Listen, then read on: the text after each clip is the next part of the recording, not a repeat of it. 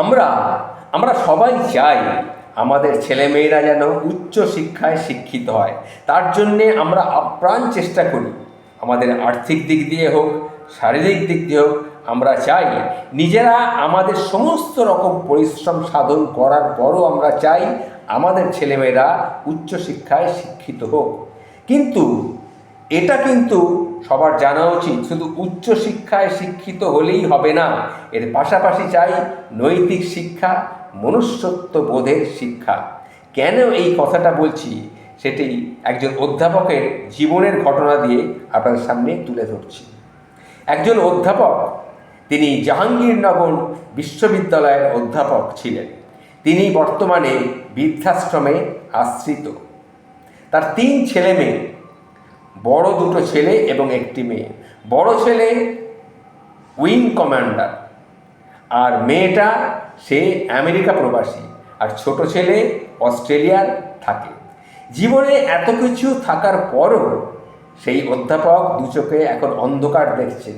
তিনি এখন বৃদ্ধাবাসে রয়েছেন। তিনি দীর্ঘ 17 বছর বিশ্ববিদ্যালয়ে শিক্ষকতা করেছেন সুনামের সঙ্গে। আর শিক্ষকতার আগে 1965 থেকে 1968 পর্যন্ত তিনি বিভিন্ন অ্যাটমিক এনার্জিতেও চাকরি করেছেন। তার জীবনে অনেক টাকা পয়সা তিনি রোজগার করেছেন, কিন্তু 2006 সালে বিশ্ববিদ্যালয় থেকে অবসর নেবার পর তার চোখে নেমে আসে অন্ধকার। এরপর তার ছেলেমেয়েরা আর তার খোঁজ খবর নেওয়াও বন্ধ করে দিয়েছে। অথচ এই বড় ছেলে, তার কিছু জমি জমাও ছিল। বড় ছেলে সব কিছু নিজের নামে নানা ছলা কলা করে নিজের নামে অ্যাকাউন্টে বিক্রি করে সেই টাকা নিজের নামে জমা করে নিয়েছেন। এখন সেই বড় ছেলে তাকে আর চিনতে পারে না।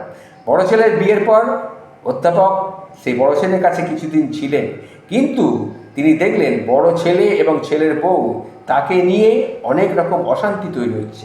এসব তার কানে আসার পর তিনি বাড়ি থেকে বেরিয়ে এসেছিলেন, আর সেখানে কোনোদিন যাননি। ছোট ছেলে অস্ট্রেলিয়ায় থাকে। সে এসে তার বিয়ের সব ঠিকঠাক করে কোনো অস্ট্রেলিয়ান মহিলার সঙ্গে তার বিয়ে ঠিক করেছে। বাবাকে সে শুধু জানাতে এসেছিল। যাই হোক, তারপরে আর বাবার সঙ্গে কোনো সম্পর্ক রাখেনি। মাঝে মাঝে ইমেলে 2-1 কথাবার্তা বলে।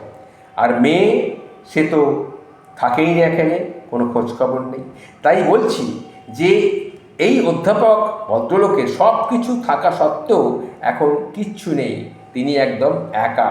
তিনি একটি বৃদ্ধাশ্রমে এখন রয়েছেন। তাই বলছি, এই ঘটনাটা সত্যি ঘটনা। উচ্চশিক্ষিত হতে গিয়ে আমরা কি দিন দিন আরও অমানুষ হয়ে যাচ্ছি? অথচ অনেক গরিব, অনেক মূর্খ আছে যারা নিজের বাবা মাকে সঙ্গে নিয়েই কিন্তু থাকে, কষ্ট করে হলেও নিজের বাবা মাকে বৃদ্ধ বয়সে তাদের সঙ্গ দেয়।